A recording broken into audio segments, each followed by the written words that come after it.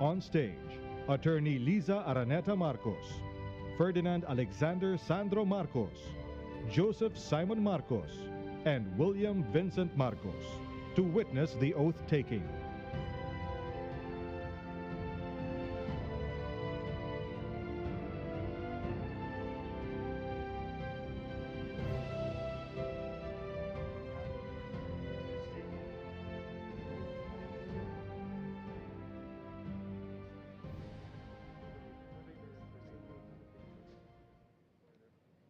Mangyaring taas ang kanang kamay at wikain ang mga sumusunod.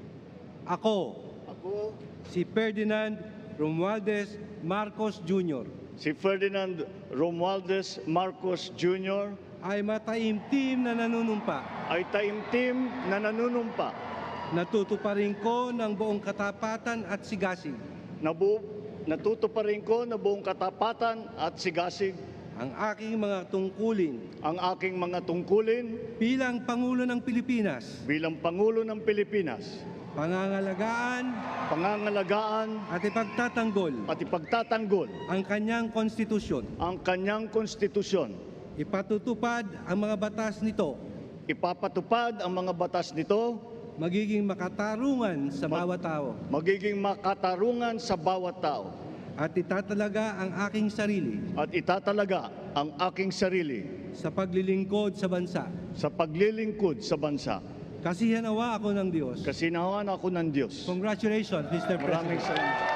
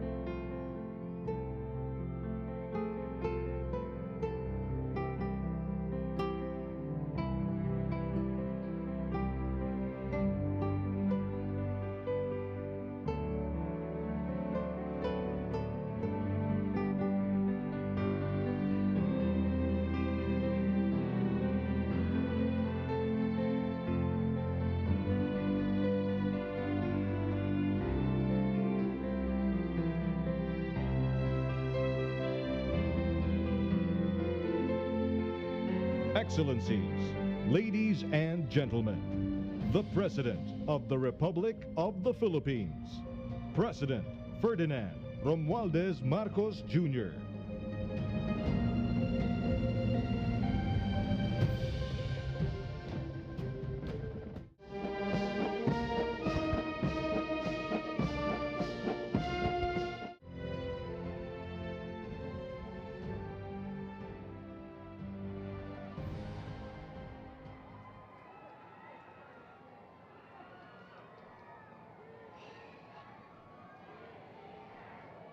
His Excellency David Hurley, Governor General of Australia, and First Lady Linda Hurley, Their Excellencies, Special Envoys, and Heads of Delegations, His Excellency, Most Reverend Charles John Brown, and the esteemed members of the Diplomatic Corps, Vice President Sara Duterte,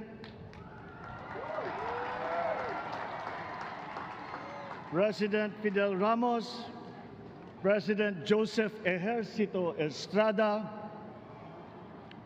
President Gloria Macapagal Arroyo, Senate President Vicente Soto III, and the honorable members of the Philippine Senate,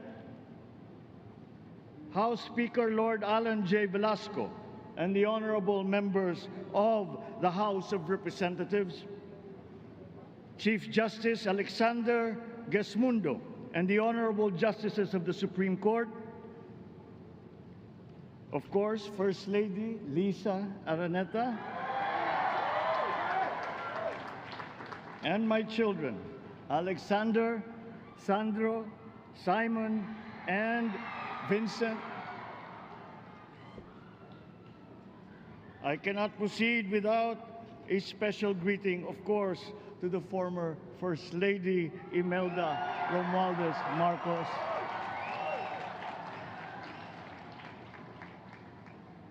Other distinguished guests, ladies and gentlemen, my friends, ang aking minamahal na mga kababayan,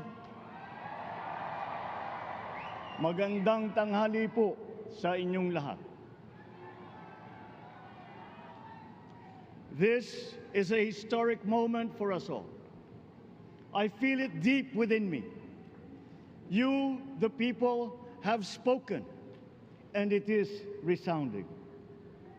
When my call for unity started to resonate with you, it did so because it echoed your yearnings, mirrored your sentiments, and expressed your hopes for family, for country, and for a better future. That is why it reverberated and amplified as it did, to deliver the biggest electoral mandate in the history of Philippine democracy.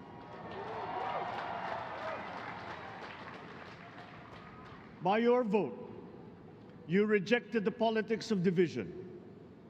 I offended none of my rivals in this campaign. I listened instead to what they were saying. And I saw little incompatibility with my own ideas about jobs, fair wages, personal safety, and national strength, and ending want in a land of plenty. I believe that if we but focus on the work at hand and the work that will come to hand, we will go very far under my watch. You believe that too. At pinakinggan ko ang tinig ninyo na ang sinisigaw ay pagkakaisa, pagkakaisa, pagkakaisa.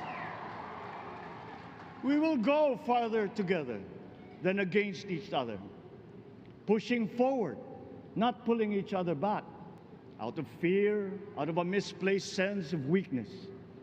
But we are the furthest from weak. The Filipino diaspora flourishes even in the most inhospitable climes, where they are valued for their quality. The changes we seek will benefit all and will shortchange no one. I was not the instrument of change. You were that.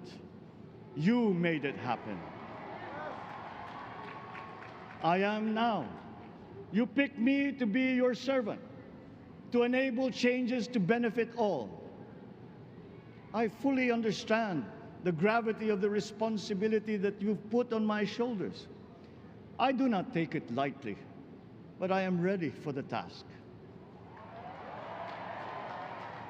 I will need your help. I want to rely on it, but rest assured I do not predicate success on the wide cooperation that's needed. I will get it done. I once knew a man who saw what little had been achieved since independence in a land of people with the greatest potential for achievement, and yet they were poor. But he got it done, sometimes with the needed support, sometimes without. So will it be with his son. You will get no excuses from me.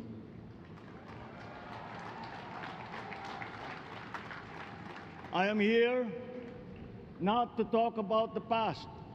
I am here to tell you about our future. A future of sufficiency, even plenty, of readily available ways and means to get done what needs doing, by you, by me. We do not look back, but ahead, up the road that we must take to a place better than the one we lost in the pandemic.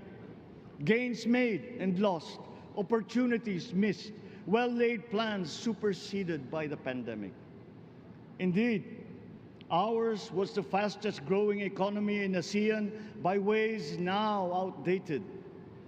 We shall be again by a radical change in the way the world must now work to recover what we have lost in that fire and move on from there.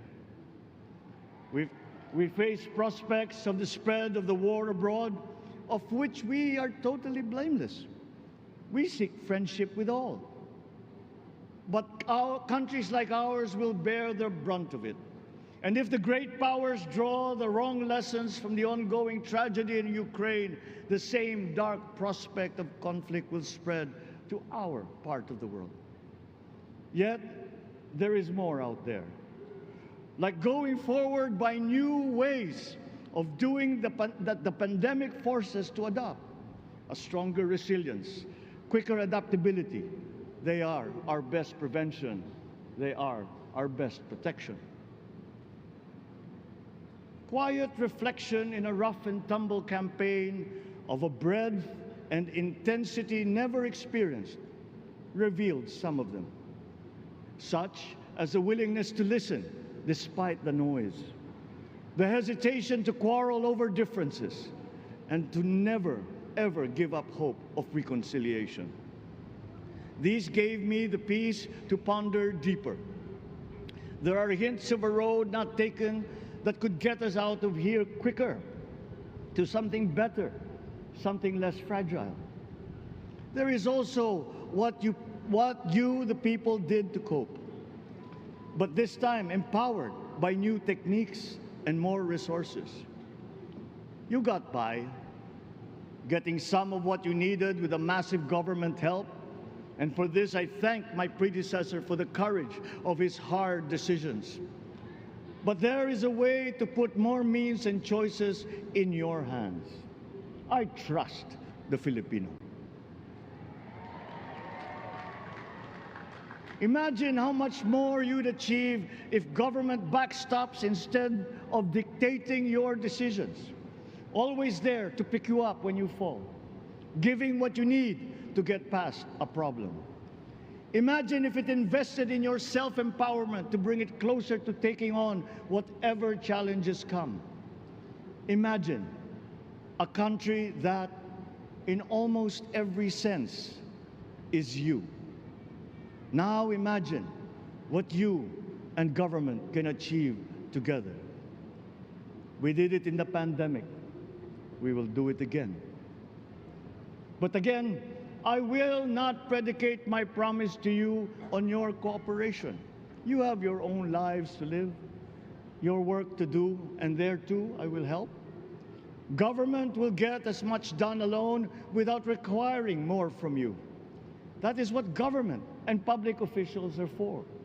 No excuses, just deliver. It was like that once upon a time.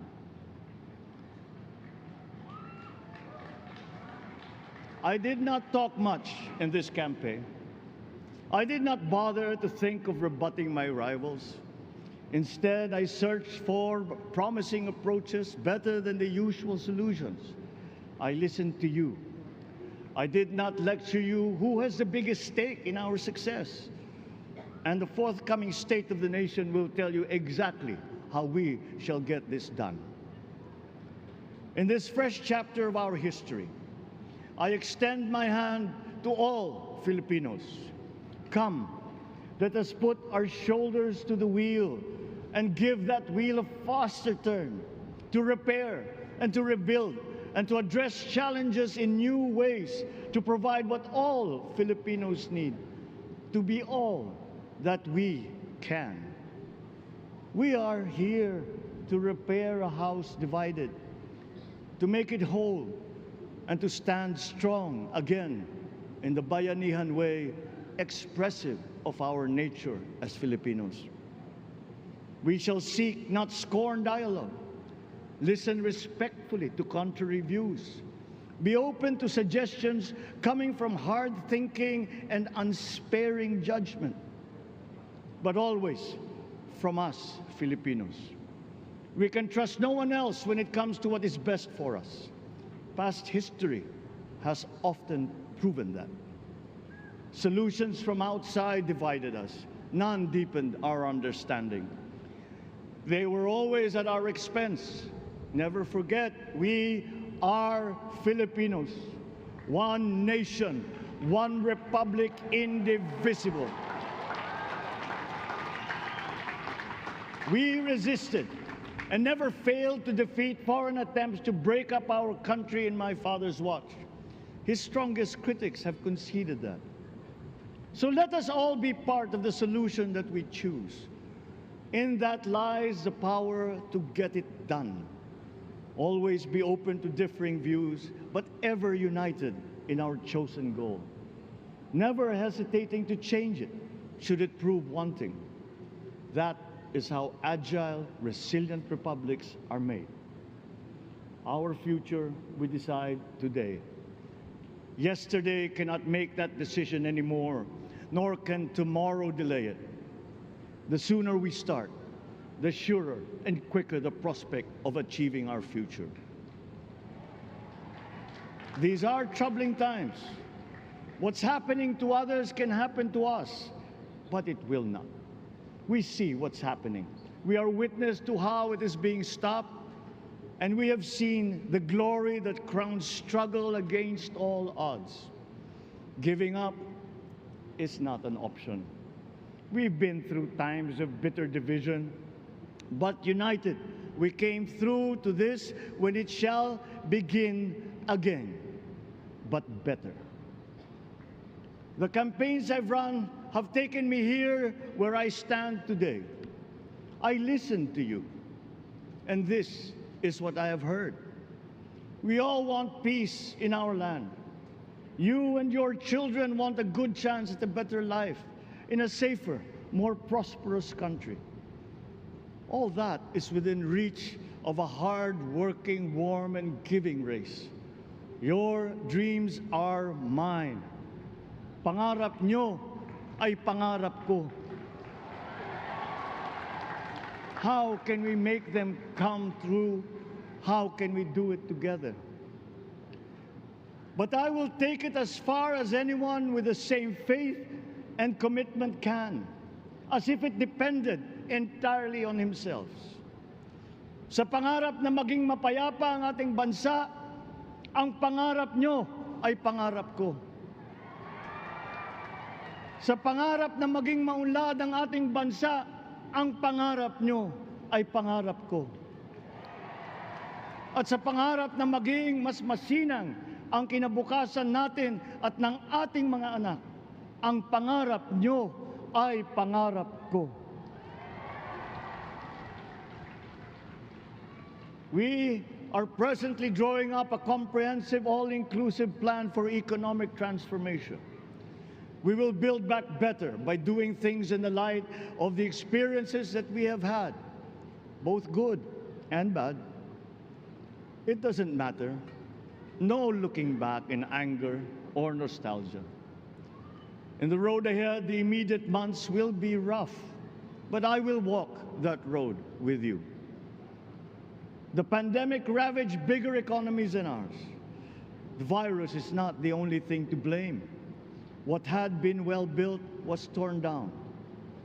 We will build it back better.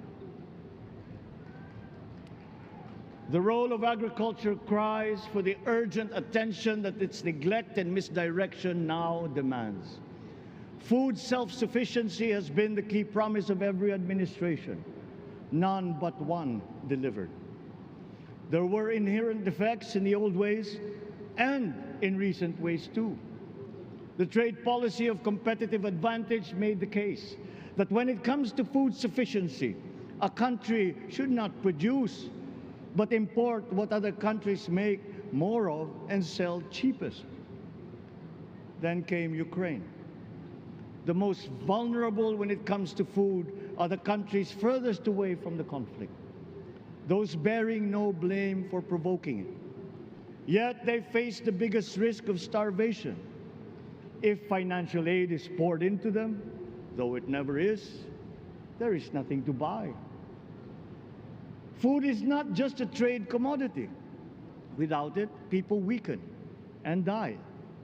Societies come apart. It is more than a livelihood. It is an existential imperative and a moral one.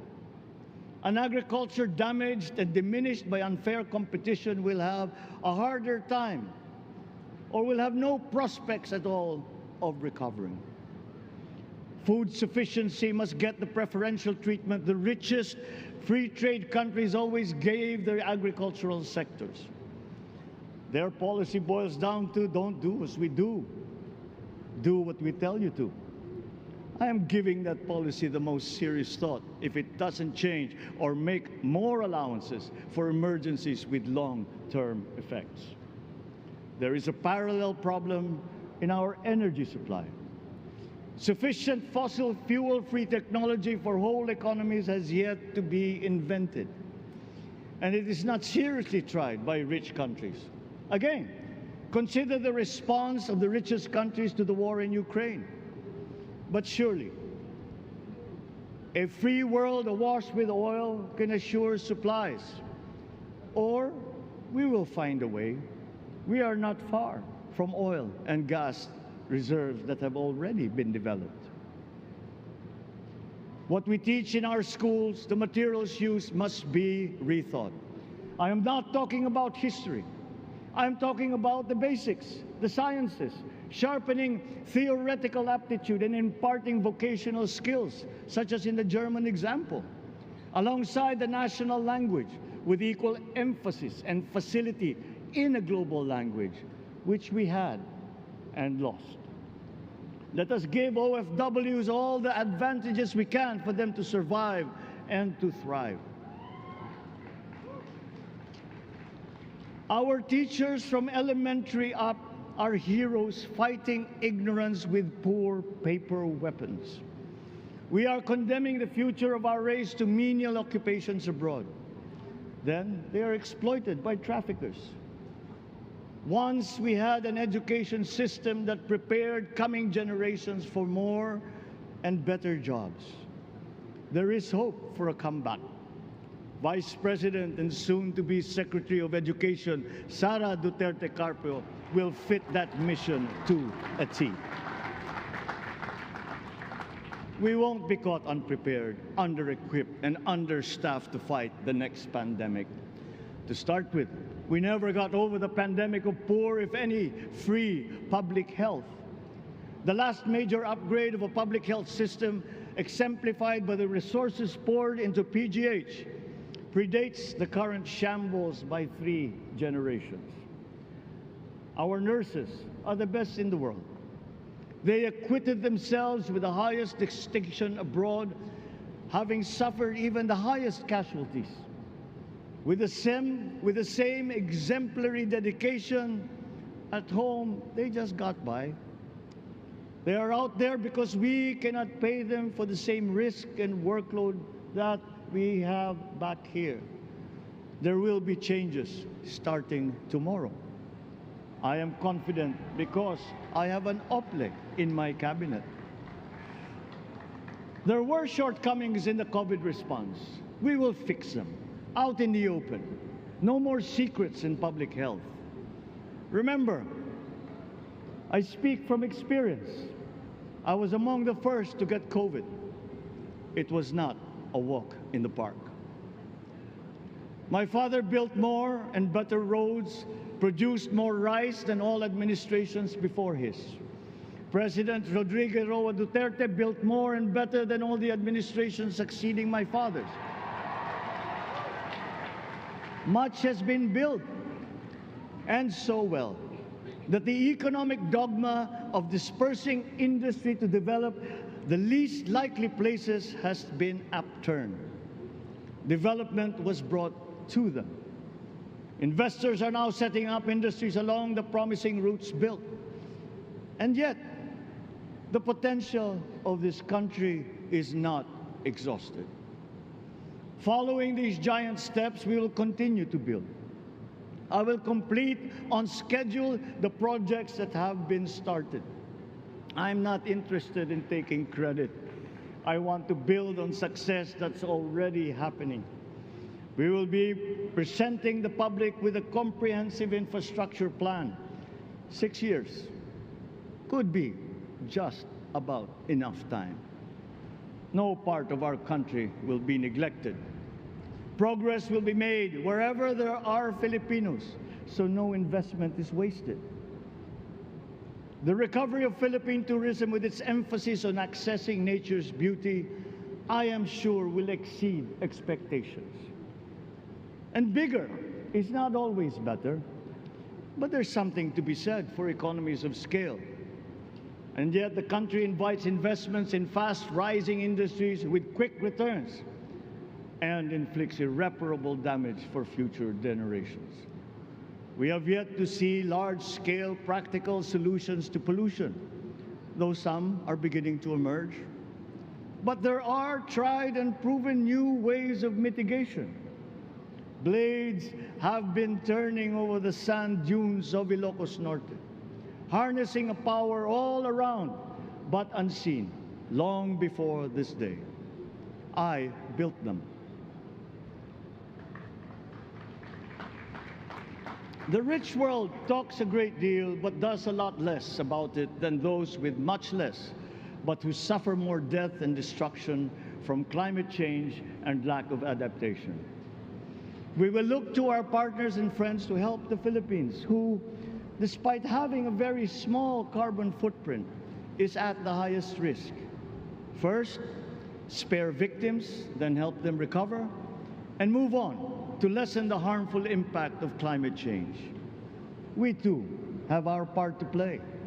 We are the third biggest plastics polluter in the world, but we won't shirk from that responsibility. We will clean up. You will not be disappointed, so do not be afraid. With every difficult decision that I must make, I will keep foremost in my heart and in my mind the debt of gratitude I owe you for the honor and responsibility that you have conferred on me.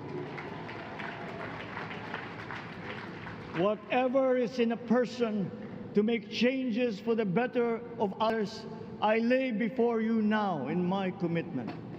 I will try to spare you. You have your other responsibilities to carry. But I will not spare myself from shedding the last bead of sweat or giving the last ounce of courage and sacrifice. And if you ask me why I am so confident of the future, I will answer you simply that I have 110 million reasons to start with. Such is my faith in the Filipino.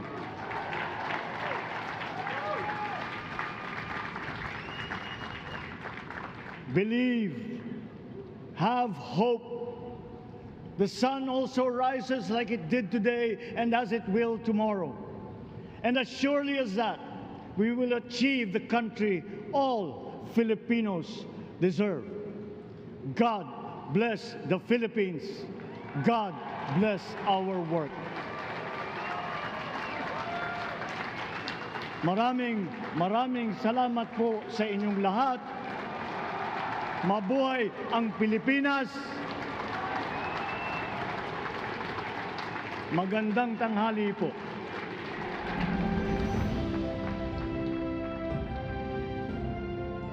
Excellencies, ladies and gentlemen, the President of the Republic of the Philippines, President Ferdinand Rumualdez Marcos Jr.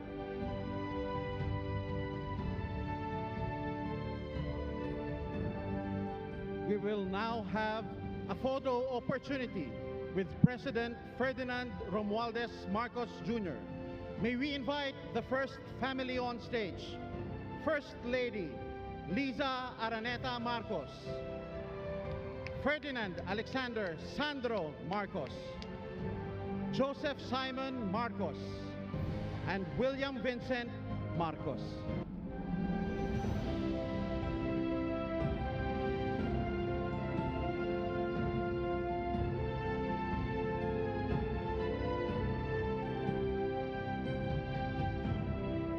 May we now request Vice President Sara Duterte to join the First Family.